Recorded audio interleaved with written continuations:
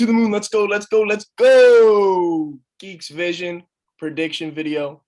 Let's get into it. We got Ngannou Gane, greatest heavyweight fight of all time.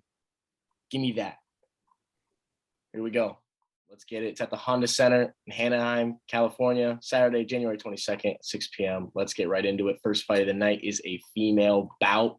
It is a strawweight, flyweight. Jasmine versus Kay Hansen. Kay Hansen's minus 240. Jasmine's plus 190. I don't have much to say besides I think Kay Hansen's going to wrestle her to a decision win. And that was all the research that I had to do. Sorry, ladies. Goose, let's hear it. All right. So at the beginning of this week, this line was a lot more closer. We've gotten some simp money coming in on Kay Hansen as the week's gone on. And I don't think there should be a big underdog in this fight. There is, so I'm going to take her. I think Jasmine Jasudavicius gets it done. She's coming off the Contender Series and had a pretty good showing. She does not have the same, or she has less fights than Kay Hansen, but more amateur fights. So I think that her experience level will be about the same in the octagon. And she's 32 years old. You know, if she's going to make a run, now it's time to go. Kay Hansen, 22 years old, diving into the OnlyFans business as well, has taken some time off of fighting. It makes me wonder if fighting is her priority right now, you know? Valid. So I'm going to have to go with Jasudavicius in this one. All right. So we're 1-1 right now. Let's hear Fishman's take. I got Kay Hansen on this one. Just she's fought. I think she has more experience. I think Jasmine. I don't think she's gonna get it done on the debut, but yeah, I just think Hansen will be able to stick in there and just get it done. Not too much to say. All right. Yeah, Dano, finish us up because now Hansen's up 2-1. Shambo's not here. Without Shambo, we got to make it a tie. I'm going with Jasmine. Kay Hansen, 7-4. 4 losses shows she's beatable. Jasmine, 6-1. Although she is older, so like Goosey said, she's at 32 years of age, so she's going to make a run. Got to be now. She can't take many more losses in her career. So I think that'll give her an extra little charge. But with that, I'm going Judavicious. Let's go. We'll see if Jasmine can keep herself up and off the mat. That'll be her key. Shambo went Jasmine, so that's where the Geeks are riding. Let's jump right into the next one. This is a really, really good fight. This is a lightweight bout between Matt Frevola and Genaro Valdez. Matt Frevola opens at minus 200. Valdez at plus 163. Frevola is now at minus 190. And Valdez is now at plus 155, so the money is coming in on Valdez as the dog. This is a really, really, really competitive fight as these two throw down. They both like to get it to the ground. Frivola's a wrestler. Valdez is more of a jiu-jitsu guy, but in his Contender Series fight, it seems like he's just a straight-up maniac that just wants to murder everybody and has relentless pressure. So we'll see how that matches up with Matt Frevola, the guy who's got a better resume, I'd say. Better opponents fought. I'm riding with Frevola on this one. I think he gets it done by knockout. I think that he's a little bit too much, a little bit too big of a jump for the kid Valdez. Let's go to Fishman on this one. Who do you got? I'm riding with Frevola against Arman Saruki, and he was 10 for 12 on takedowns. So if he gets it to the ground with Valdez, he might just be too much and just keep him there. And I think he has more experience. Another thing with Valdez, he's never fought a guy with a win until his Contender Series fight. But during his fight, he was aggressive, but he was gassing quick, trying to force takedowns. But yeah, I think it'll be a good fight, but I'm going with Frevola on this one. Dano. I'm opposing. I got Valdez. I think Matt Frevola on a 2-loss streak. Last one was really bad, where he went out cold. So that's never a good sign. And it was with a clean 1-2 from Terrence McKinney. 2 hitting flush on the chin. As we know, different weight class. Brandon Moreno, one of the more technical fighters in the UFC, I would say. And Genaro Valdez just so happens to be very tight with Brandon Moreno, trains with them a lot. So I think if that technicality can rub off on him on an old aging, not old, he's 31, but aging, hurt Frevola, I think he can do it. Just personal opinion. Valid points. I mean, he's definitely a finisher. Let's hear what Goosey's got to say. I'm going to take the experience in this one. I'm going to side with the steamroller, Matt Frevola. I think, he's just got more ways to get it done. You look at Valdez, he has not fought the best competition. Outstanding results, though. He gets a finish every fight, whether it's a knockout or a submission. And I kind of just see him hyped up with that pay-per-view crowd, trying to rush the finish. And he hasn't fought anyone that has been able to sort of withstand that storm early and push him into the late rounds. I see Matt Frevola being the guy to do that. He was trying to go out and wrestle with Arman Tsarukyan. That's a tall task for anyone. Even Islam had a little bit of hardship in the wrestling against Tsarukyan. So I think the wrestling is what gets it done for Frevola in this one. I see it going to a decision. All right, let's go. So we're going Matt Frevola, the New York kid. We're going to take him to break his 2-fight losing streak off two bad L's. But, with bad L's comes a big comeback for some. But we see it for Matt Frevola. So let's take him. Let's ride. Let's move to the third fight of the early prelims. We got Vanessa Demopoulos or whatever you say, versus Silvana Gomez Juarez. Juarez opens at plus 120, and Vanessa is minus 145. Another ladies fight that I'm going to have to apologize right now and tell you I don't have much to tell you guys. I went with Vanessa.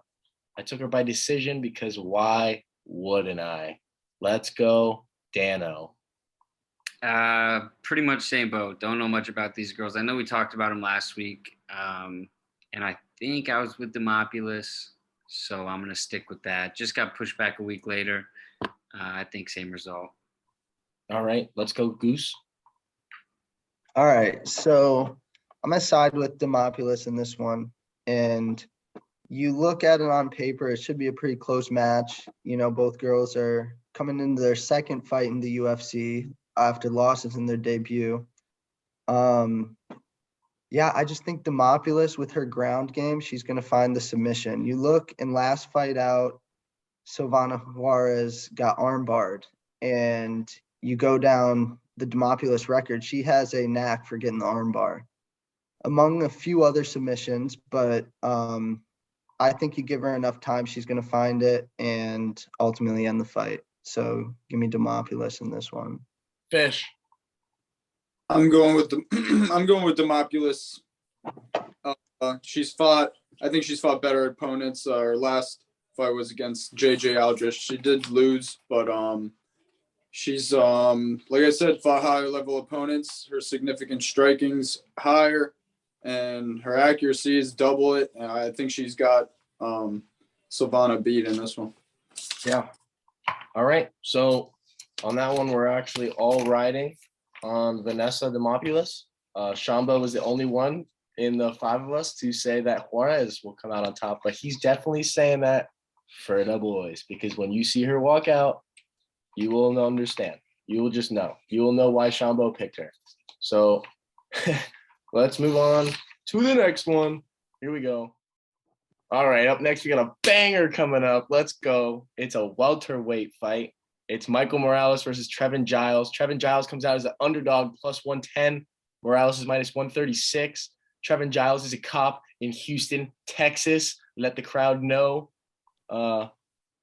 His nickname is The Problem. He's on a 1-loss streak, just got knocked out by Drake Goose. He's a good prospect, so nothing to really knock him too bad on, I would say.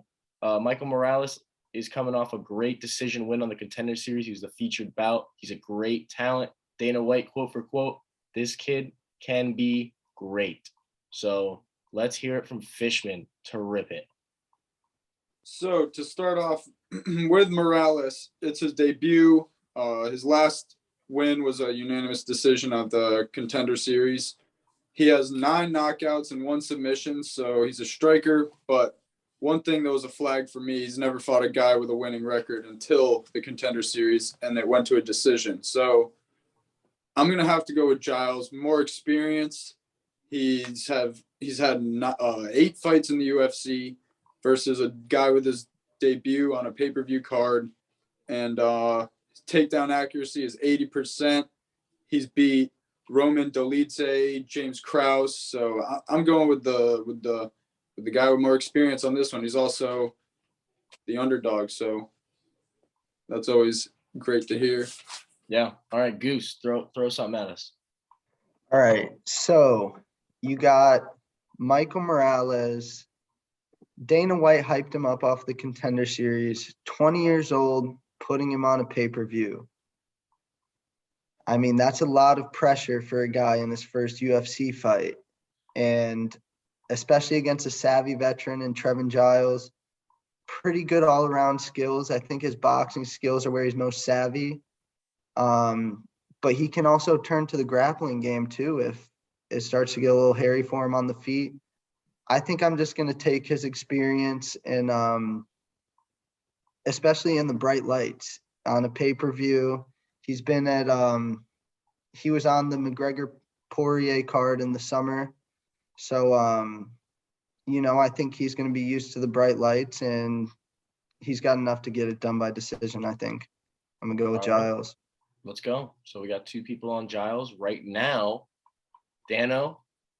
All right. As of right now, we got 2-1 because I'm going with Morales. I think he's fun, exciting. He throws kicks. He's got good hands. And when I look at Giles, looking back at his last fight with Dricus, I think that was a clash of 2 younger, 29, still young. 2 young guys coming up. Winner of that one, the UFC is going to help make that next leap in his career.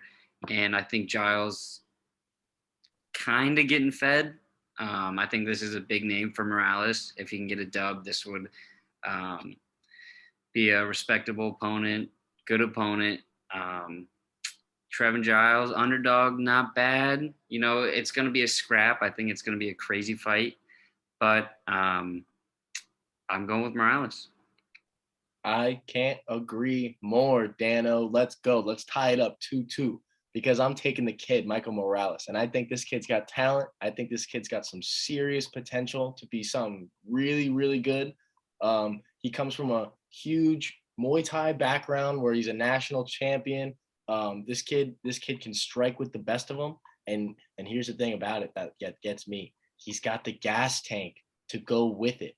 This guy, in his decision win, the reason why he gets the contract off a decision, because Dana ain't a big decision, here's a contract, is because he went at it. He emptied the gas tank all the way, put that bitch on E, and then drove 15 more miles. This kid is real. I think that it's a little bit too much for Giles. I think Giles will get the best of him in the early exchanges, but I think as the fight goes on, I think you're going to see Michael Morales really start to hit Trevin Giles with some shots. And I actually was on Giles at the beginning of this week. And after I watched a lot of tape, I've come to the conclusion that Michael Morales will score a knockout via Superman kick off the fence, just like Dricus. So that wraps that one up. We're tied there. Sean Bo actually decided to screw this one up for the late rally, and he went Giles. So the geek sheet will say Giles, but you heard it here first. So that's that one. Let's move to the last fight of the early prelims. This is a great fight. We got Tony Gravely coming off a tough knockout in a fight that he debatably scored a knockout. He's coming back in a fight against a man named Saimon de Oliveira. Saimon is plus 200 and Gravely comes out minus 250. Let's hear it, Dano. Okay, so just as I was kind of bashing Giles for getting knocked out recently, I'm gotta go with Tony Gravely. Even though he got knocked out pretty bad just 3 months ago, I think the caliber of opponents he's fought really stands out. I think he's a good dude and he fights hard. 21-7, not bad. But going back to the experience, there's a lot of experience in 28 bouts, and he's never lost twice in his career. I believe once, but Marab was in there and another respectable name. So, you know, I can live with that. I'm going Gravely. 250, that's a little steep, minus 250. Maybe I have to hit him with a prop, but I'm going with Gravely. Yeah, let's go Goosey. Let's hear the flip side to this. All right. So you look at Gravely, and power wrestler, pretty good hands on the feet. He's been doing it for a while now. He's 30 years old. That's not old by MMA standards, but you put 28 fights in front of that. I think we're looking at a guy on the back end of his prime, maybe on his downfall out of the UFC, potentially, you know, coming off a knockout loss. He's definitely going to be a little bit more hesitant on the feet in there. And what does that lead to? Him shooting a takedown right into a guillotine from Simon Oliveira. You know, you look at Gravely, he's got 7 losses, 5 are by submission. Simon Oliveira, he's got a lot of submissions on his record.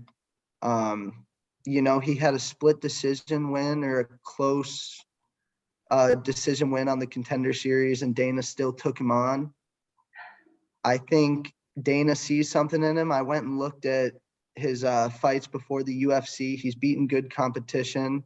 I think he's primed for the upset. I like the plus 200. If this was even, I might sway.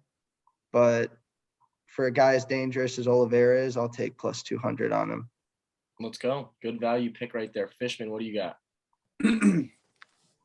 I've got Gravely, but the reason I'm picking him is because experience and just time in the cage. I mean, since 2018, he's had 12 fights and he went 9-3. He's been very active, and he's able to go the distance. He has a good gap. But what Goose said, 5 out of his 7 L's were by submission, so it could get sketchy. But I'm going with Gravely. Oliveira, a lot of fights with 0-win opponents, but 11 out of his 18 wins are sub. But plus 200 sounds pretty good. But I don't know. I think Gravely's got it. Yeah, you know what? I am gonna agree with you, Fishman. I'm gonna also take Gravely in this spot. I think that he's just an animal, and he trains at a really good gym and American Top Team. I think that they're capable of putting together a really good game plan. The best thing about Gravely to me is that his striking's come a long way, and this guy can wrestle his ass off if need be. If he has to put on his wrestling boots and he's got to take you to the mat over and over and hold you down, he will. And I like that. You know, his last fight was tough. He literally knocks out Manis and the bell rings. He comes back out swinging hot, and it just happened to be that he was recovered and got caught slipping. It's not a big deal. Manis is a dangerous striker. It's not like, you know, if anything, that shows you that he has a good fight IQ, because he knew that he was winning the fight at the end, and he was giving you what you wanted when the bell rang the second time, and he was going to finish what he started. You know, you love to see that kind of stuff. But I think he gets it done. I just think he's a better all-around fighter. I don't think that the submissions are going to be dangerous enough. Will he be in some tough spots? Maybe. Will he get out? I think so. So Geeks are riding Gravely. That's going to wrap up the early prelims. Check the next video to see what we're thinking for the prelims, and the next video to see where the main event picks lay. Let's go. Shit.